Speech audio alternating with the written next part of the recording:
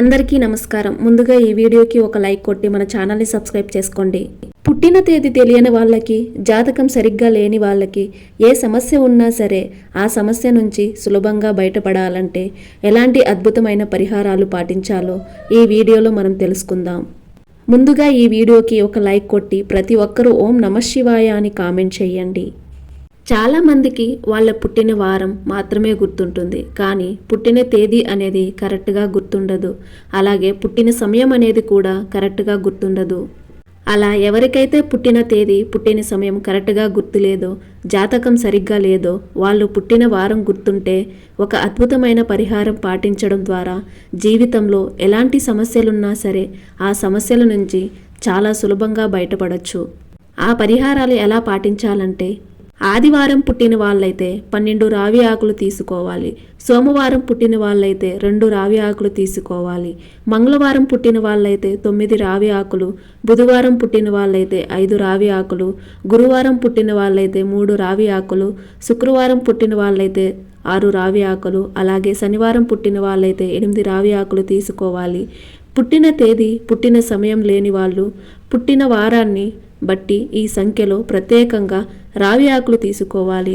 అలా రావి ఆకులు తీసుకొని మీకు వీలైనప్పుడు సోమవారం పూట శివాలయానికి వెళ్ళండి. శివాలయంలో నందీశ్వరుడి దగ్గర ఆ రావి ఆకులు ఉంచండి. నంది దగ్గర రావి ఆకులు ఉంచి ఆ రావి ఆకుల మీద ఒక ప్రమిద పెట్టి ఆవు నెయ్యి పోసి 3 ఒత్తులు విడిగా వేసి దీపాన్ని వెలిగించండి. ఇలా చేస్తే మీకు జీవితంలో ఉన్నటువంటి ఆర్థిక, ఆరోగ్య, కుటుంబ సమస్యల నుంచి చాలా సులభంగా బయటపడవచ్చు. పరిహార శాస్త్రంలో రావి చెట్టుకి చాలా విశేషమైన ప్రాధాన్యత ఉంది.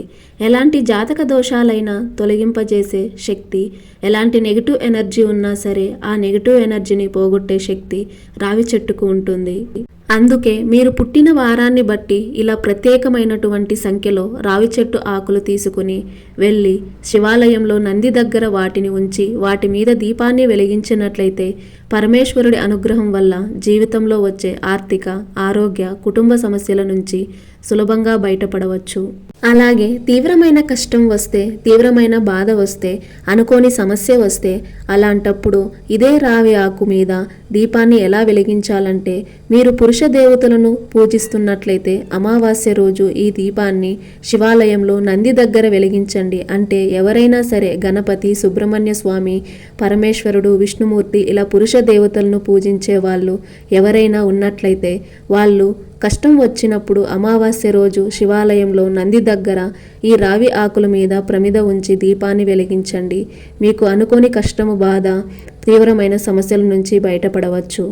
అలాగే స్త్రీ దేవతలను పూజించే వాళ్ళు ఎవరైనా సరే, అంటే లక్ష్మీదేవి, గౌరీదేవి, దుర్గాదేవి ఇలా స్త్రీ దేవతలను పూజించే వాళ్ళు ఎవరైనా సరే మీకు చెప్పుకోలేని బాధ వచ్చినా, సమస్య వచ్చినా పౌర్ణమి తిథి రోజు శివాలయానికి వెళ్ళి శివాలయంలో నంది దగ్గర ఈ రావి ఆకులు ఉంచి దాని మీద ప్రమిద ఉంచి ఆవు నెయ్యి పోసి 3 ఒత్తులు వేసి దీపాన్ని వెలిగించండి. మీరు చెప్పుకోలేని సమస్యలకు అద్భుతమైన పరిష్కారం లభిస్తుంది. ఇక ఊహించిన సమస్యలకు కూడా ఒక చక్కటి పరిష్కార మార్గం లభించడానికి నంది దగ్గర వెలిగించేటటువంటి ఈ దీపం అనేది చాలా అద్భుతంగా పనిచేస్తుంది. అలాగే మీ జన్మ నక్షత్రం ఉన్న రోజు కానీ, మీ నామ నక్షత్రం ఉన్న రోజు కానీ అలా ఈ దీపాన్ని వెలిగించినా కూడా ఉత్తమమైనటువంటి ఫలితాలు కలుగుతాయి. కాబట్టి సరిగ్గా జాతకం లేని వాళ్ళు, డేట్ ఆఫ్ బర్త్, పుట్టిన టైం లేని వాళ్ళు ఈ రావి ఆకుల మీద దీపాన్ని వెలిగించండి. మీకున్న అన్ని సమస్యల నుంచి సులభంగా బయటపడండి. ఈ వీడియో మీకు నచ్చినట్లయితే ఒక లైక్ కొట్టి మన ఛానల్ని సబ్స్క్రైబ్ చేసుకొని మీకున్న ధర్మ సందేహాలకు మాకు కామెంట్ ద్వారా తెలియజేయండి. ఓం నమః శివాయ.